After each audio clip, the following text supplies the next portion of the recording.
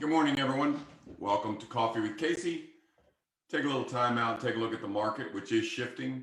And we need to learn how we're going to react in this market. The strategies change a little bit. Again, this is a finger on the pulse of the market kind of report we do every Thursday morning at 11. I did miss last week, and I just have to tell you, sometimes I do things where you ask yourself, how did I get to 64 years old and not do that yet or not know that yet? How I got to 64 years old and never visited Nashville is beyond me. It just shows that I'm not that bright of a person. But the hospitality, the music, the fun of Nashville. If you haven't been there, I highly recommend you head on down. Just fantastic people down there. Really had a great time. But it's time to get back into the market, get back to work. Let's talk about a few things today. We're gonna go into the market. I'm gonna show you how that's changing and how that affects everybody. Are the buyers gone, or are there fewer of them? Are they still buying? Are they still paying premiums? Are they still bumping prices $150,000? And if so, how are we getting that money, and how does that happen? And again, it's just a Facebook Live, but the information we give make people hundreds of thousands of dollars more than they could have. And this week, there are two examples of how we were this close to losing that money, but how we have things in place that prevent us from losing that money and actually let us make our $150,000, $200,000. Two great examples this week.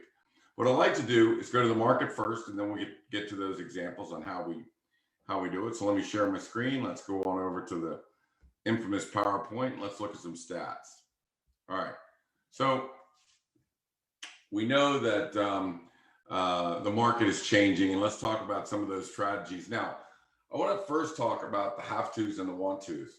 So there are two buyer pools. There are two seller pools out there, and one of them is the want-tos. I think I want to sell. I want to take advantage of the market. And the other is have-tos. I've got a job in Detroit. I got to sell my house. I got to get out of here. So those are the have-tos. And then there are the want-tos, right? So right now, we are seeing a balance, 50-50 of the have-tos and want-tos. So they're both participating in this market. I'm going to show you about the inventory.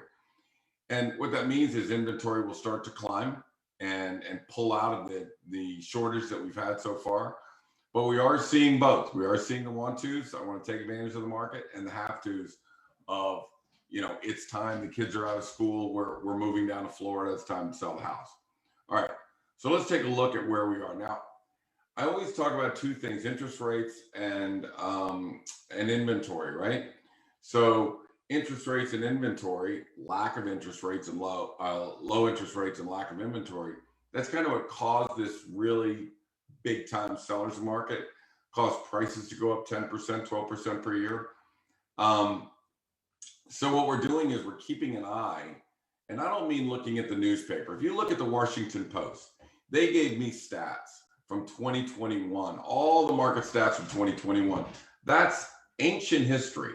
We've got to make decisions based on what did the last 15 days do. In the last 15 days, is inventory going up or going down? Are there more houses on the market and more under contracts? We need to understand how the market is working. So in this case, I basically just break it down into, May's inventory. Is it up or down? Well, for the first time, we're starting to see some green, right? So you can see we're up 1%, 2%, 5%, 9%. So the inventory is coming back. And what that is I take a 30-day stretch from 15 April to 15 May, and I compare it to the 5-year average. So over the 5-year average, we are up 2%, up 1%, up 9%, up 5, up 5, up 3. Now, I then go to the year to date, right? So the year to date from January 1 to May 15, what has our inventory been like then? Okay, well, Vienna's down 20%. We know the town of Vienna, the sales are down 20%. But if we look across the board, year to date, we're down 99989. Now, that used to be, right? We did see that at 15, 16, 18, 19 across the board, with Vienna got up to about 30 year to date. So now, at least it's only down, let's call it 10% across the board. 20% in Vienna for the inventory year to date. So we still have a shortage problem, but it's getting better. Okay. Now, if you're a seller, you don't want competition. That's not good. If you're a buyer, you want more listings. So this is a warning sign to sellers that the market is coming back. The want tos and have tos are starting to put their houses on the market. So now it's time to get involved. So let's take a look at this. This is just May and the year to date. Wait a minute, let me look. Oh, I see. Let me go back. So the red that you see right there is not year to date. That is March. Okay. So the green is April 15th to May 15th. The red that you see, that's March. So you can see we were down, and now we are finally in the green. This is the first green month that we've had. So we're starting to get that inventory back over the 5-year average. This is the year to date. So you can see again on the top, what we've got in the last, 30 days is up, but year to date, still down across the board, 14% with the big one in Vienna. So are we out of the woods? No, but we're starting to see more inventory. Good news for buyers, not so good news for sellers, in that means there's more competition. So let's take a look at May, the homes that are under contract. And as I always say, this is an important chart for me because, again, there are over 7 million different markets, right, that I have to analyze. So, each market is 1 square mile geographically. There's 1,300 square miles in Northern Virginia. So there's 1,300 miles. Each one has different age groups, price ranges, townhouses, condos, single family detached. So when you look at all of that, we need to be able to analyze a market like that. Here are some general markets, right? So McLean, 54% of the houses are under contract. We know that 60% means it's a seller's market. So what this means is that out of 10 homes, 5.5 are under, 5.5 are under contract, 4.5 are available. Okay. So there's plenty of inventory in McLean, in Arlington. Now we get up to 68% in Vienna. Again, strong market for sellers. Any 70s you see, huge sellers market. And then down here, you see the average is down to 64.8. So the average in Northern Virginia right now, 64% of the houses are under contract. And again, remember back in January, it was 78%. So there's nothing on the market back then. Now we're down to 64%. So let's take a look at the other things. Let's look at March, what it looked like in March, which is blue, and what it looks like today, which is green. So you see all the 80s and 70s, and you can see how the green has dropped almost everywhere, but it looks like Reston is holding fast and Centerville is doing great. All right. So remember, if you go back 3 months, 2 or 3 months, I told everybody Centerville was underpriced, right? For whatever reason, maybe it's Route 66 is going through, but for whatever reason, Centerville was underpriced. Now look at the best performing market around here right now is Centerville. Okay. So it just shows that if that's where the deals are, that's where the buyers are. All right.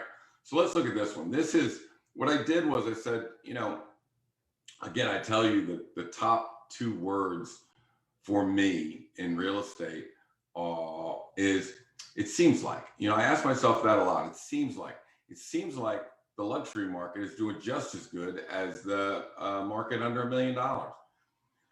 So what I did was I said, well, let's take a look at the homes under $1 million, what I call the family homes, they're in green, versus the luxury homes, which are the big price homes, and see if in fact in these markets, the luxury homes are doing just as good as the family homes, right? Well, our main market is Vienna, and you can see that that is true in Vienna. 70% of the homes that are luxury homes, and around here I call that over 1.3 million, the luxury homes are 70% are under contract. So in Vienna, that is true. In Oakton, not so much. In Oakton, 71% of the homes under $1 million are under contract, whereas only 46%. So if I'm selling a $2 million house in Oakton, which I am, which we did, we got to be careful of that number. I've got to know that the luxury homes in Oak Hill, Oakton, McLean, Haymarket, Leesburg, right? They're not performing like everybody else. So, when we dissect that market, we're looking at exact numbers. Are we 46%? Are we 33%? Are we 78%? What percentage of my competitors are active and what percentage of my competitors are under contract? Critical. And again, I say 7 million markets out there, and we got to analyze all of them if we want to know what this particular market is for this house we're trying to sell. We've gone from 78 in January, we're down to 64. You can see it right there. Now, what this means is that 78% of the homes were under contract in January. It slipped all the way to 64. Now, that's a big deal. Now, 60 is the number for a seller's market. Anything over 60% is a seller's market. So my projection with this is we should be in the mid 50s by June. We should be somewhere in a neutral market, 45 to 48 by July. So what that means is that the inventory is coming. There is more inventory than there has been. It's growing as we speak. And so that portion of the market recovery is happening. Again, great news for buyers because now they can find something to buy. Bad news for sellers. Not bad news. We're still in the seller's market, but that means you have to be more cautious. Now, let me give you two examples. Let me give you two examples that happened this last 2 weeks. Okay. I guess when you're 64, you always you have no risk tolerance whatsoever. So I don't want a house to go on the market that we list. I don't want it to sit there. I don't want it to everybody think it's overpriced and then not show up and then throw in less expensive contracts and all that. We want to get that sold in the first 7 days. That's the proof. That's what we're trying to do. So let me give you two examples of what happened over the last 2 weeks. The first one is we had a house that was put on the market, very nice house, great house. Put it on the market, coming soon, predictive analysis, 2 people were going to see it, right? We didn't really have a strong buyer pool there. We knew that we were at the top end of the market that we were in at that time. So antennas were up. Only 2 showings coming. We were 1 day away from launching. 2 showings is not enough. It's not enough to generate multiple contracts. It's probably not enough to generate 1 contract. We're looking at going from a 1.4, having it sit on the market, and then before you know it, we're down at 1.35, 1.37, somewhere around in there. So what do? We call up the seller and say, we need to talk. We need to get the house not at 1.4, at 1.35. We need to move the number. That doesn't mean you're going to get less. It just means that we don't have a buyer pool. That's all. You got to be cognizant of, do we have the buyer pool? Nobody was on it. Sellers agreed. Down to 1.35 we went, and we pulled out a 1.557 contract. So let's just think about this for a second. Had we not made a move, and again, realtors don't want to anger sellers by saying, hey, we got to drop the price. We haven't even started yet. We got to drop the price. But that's the facts. The fact is that the predictive analysis says you're not going to have enough buyers for this house. So you make that phone call. And again, I've got a lot of Samson realtors that listen to me, and I'm just telling you, this is the critical part of the process. You need to get in touch with the sellers, prepare them that we're going to test it. If it doesn't test, we're moving back to a fallback position. So in this case, we went back to 1.35. We got contracts that were $207,000 over that, and that's what we ratified on, right? So I would call that a $200,000 phone call, right? again, not that this happens just every day. We had another house, a very, very big house, and we had it on the market, and it's a biggie. And again, not testing well. We've only got 2 people coming. This is not going to end well. And the goal of a list price is drive traffic into the house, right? So we dropped that price. And I mean, this is the best house you're ever going to see. I mean, you know, I told her what I thought my number was that it's going to end up. That's not where we're going to start, right? So I make that tough phone call. It's like that the bigger number is not cutting it. We don't have enough people. We got to get it down, you know, but we want this number. We're listing at this number, and that's not enough, right? So I got to go even lower to find the buyer pool. So we did. She agreed, and we did. That home got $150,000 over list price right out of the gate. Now, this is a $2 million house. They do not sell overnight. They take a little while to sell. But again, we got $150,000. We dropped at 50, got 150 over that. So that was a hugely successful sale. And that was all cash. That was settling in 9 days. And so, you know, from the day we sat down and talked to the seller to the settlement date is a 25-day period. Don't anybody else expect that. 21 days, all cash, no contingencies, no appraisal, no headaches, no hassles, huge EMD. We'll see everybody on the 9th. So even though a larger percentage, remember, let's go back. Let me just go back here. I'm just gonna go back and reference. I'm not gonna take you there, but I just want to see what the Oakton luxury homes, 50%. Okay, so Oakton luxury homes, 50%. That's a $2 million house, over $2 million house, right? People aren't looking in Oakton for over $2 million houses. There's over $2 million in Oakton, sold in the first weekend, all cash, 150 over list price. Would never appraise there, but you know, it is what it is. We got 150 over list price, all cash. It goes to settlement in 9 days from contract. So, you know, can it be done? Yes. How do you do it? You watch the market, you study it, you price it right, you make sure it's prepared correctly. And, you know, I don't know if I can emphasize enough, and I don't want to sound like a broken record, but between those 2 houses, those 2 sellers made $350,000. And we were this close. I'm telling you, this close to losing 50 on the one. And I don't know what the other one would have done. I mean, maybe go back to 2 million. I don't know.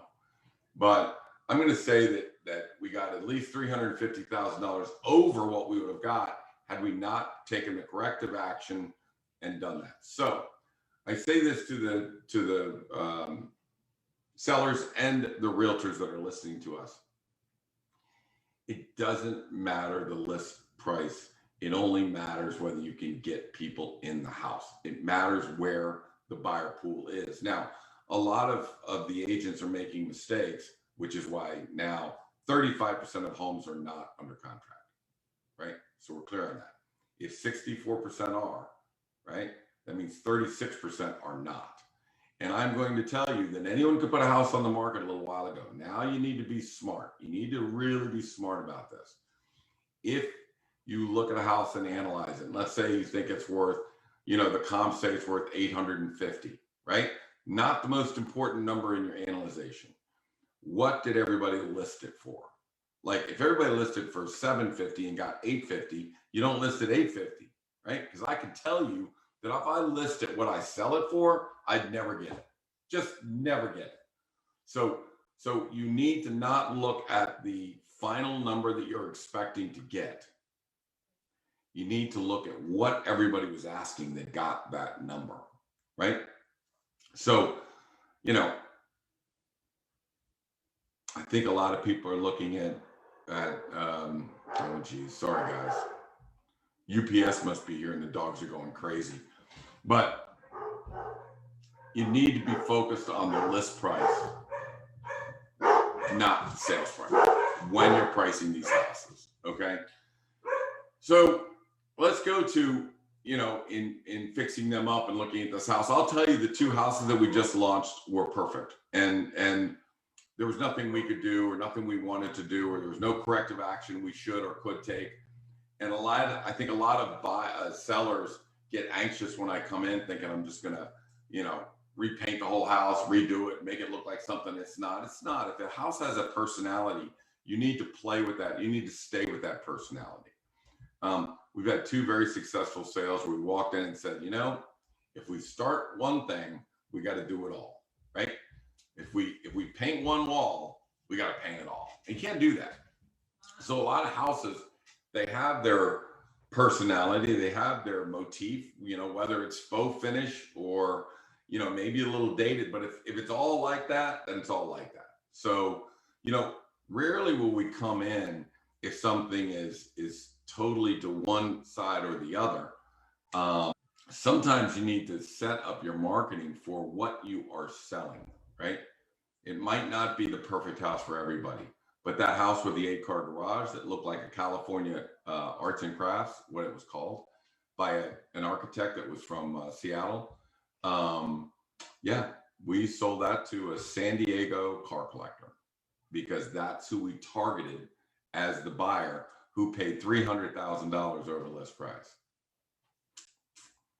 The people that are coming from the West Coast, if somebody's coming from the West Coast and they're looking at houses in Northern Virginia, we tag them, target them, and market them. And the reason is that the person that gave us $150,000 over list price, that paid all cash, they're coming from Silicon Valley. They came from Silicon Valley. They're from this area. They went out there and made a fortune. They want to come home, got a lot of money. Looking in Vienna. They want Vienna, right? You need to redirect the buyers that if I have a $2.1 million house or $2.3 million house in Oakton, I need to go find the buyers that are coming in, looking in Vienna, looking in McLean, looking in Arlington, looking in Alexandria. Then I need to take this house, I need to make it look beautiful online, and I need to stick it right in front of their face. The buyers were looking in Vienna, not Oakton. And they saw the house, they fell in love with the house. They came over, took one look at it and said, this is it for us. Now, they would not have known that. They weren't stored in the computer. So a lot of you were looking at the hit counter, right? So you're looking at the hit counter. And for those of you that I haven't, explained this, in our MLS system, there is a hit counter. And you can press it and it shows all the listings you have. I'll show it to you.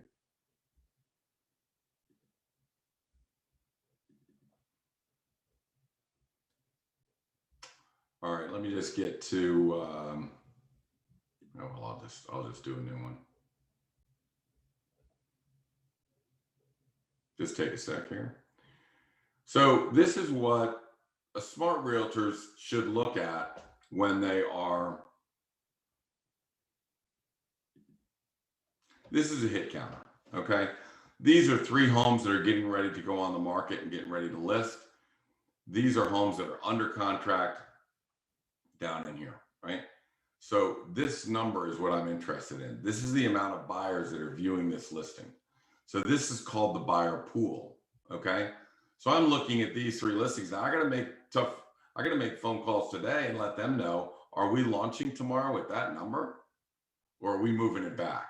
Same with this one and same with this one, right? This is a $2 million house, right? So I'll take you through the analyzing this, that I'll look at Hunting Hills.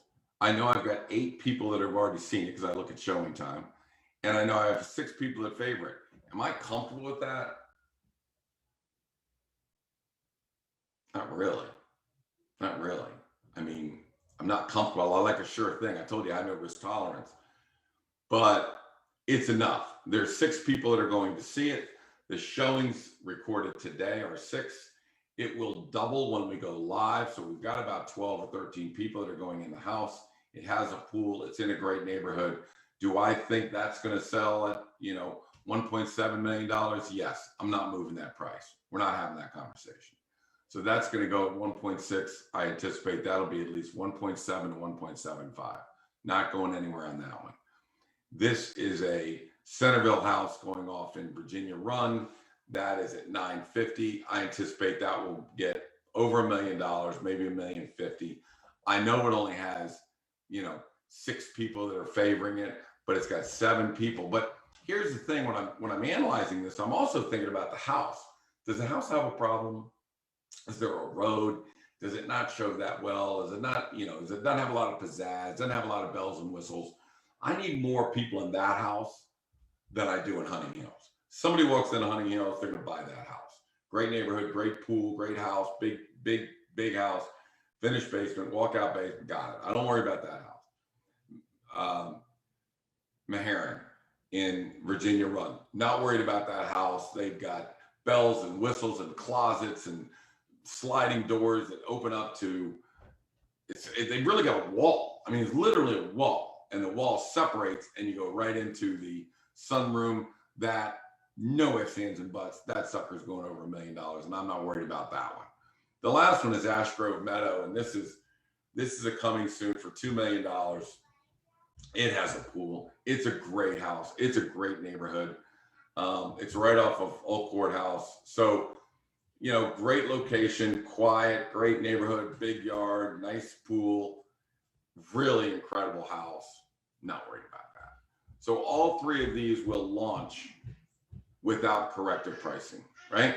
Because I think that I've got enough buyers, big enough buyer pool, big enough people, and I know these homes are so nice that all we need to do is get in 8 to 10 people in that house and we'll get our contract. So I'm anticipating at least 12 to 14 in Hunting Hills, 12 to 14 actually in all of these, based on the numbers and another thing too, I'm not testing that number. I mean, I'm expecting this house is going to sell for $2.1 million. So I'm not testing that one. I'm not testing this one because I know I'm going to get 1.7 million for it.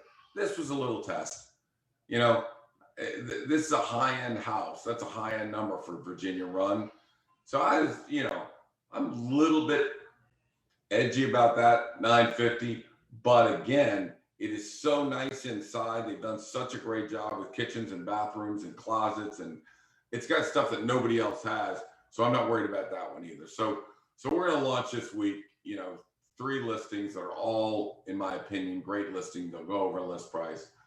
But that's how I walk through that analysis, on doing that. And I will tell you this, that it's not an accident, that the house is going under contract. And like I said, one of the major things I'm thinking about was, do we need to fix this house up? Is it in a traditional state? Do we need to have a more transitional house? We have a playbook for that. Morgan coined the term playbook. I love it. Football coach. So we have a playbook for that. And, we keep all of the lightings, the plumbings, the paints, the da-da-da-da-da-da. We have a playbook for that. And sometimes we share that with our sellers, but, a lot of times when we're saying, hey, we need a good lighting fit, we already got that. We've already picked 100 of these things out. We know which ones are the good ones. We know which one everybody's buying. We know which ones were a mistake and we didn't want to use that one ever again. So how, what happens to a deck? What happens to the flooring? All of this stuff is in a Pinterest playbook, and that's what we go off of. So we don't go off script. Like I said, I have no tolerance, and I'm only as happy as my most unhappy child. And I'm as a realtor, I'm only as happy as my most unhappy listing. So luckily, everyone's going on, everyone's selling, everyone's getting premiums, everybody's happy, and when they're happy, I'm happy, and I go to Nashville. So, but I'll be here this week and next week. So my name is Casey Samson. If you're looking for me, you can catch me at 703-508-2535. And if you want to know what your house is valued at, based on all these new numbers, send me a text and I'll shoot you what I think your house is worth, but the numbers say. But again, when you go into a house can go up 10% or down 10% based on condition and upgrades. So we really need to see those and how we would fix that up. So if you're looking for any help, you can give me a call, 703-508-2535. 2535, or you can send me an email at casey@caseysamson.com. We will see you next week on Coffee with Casey. Thanks.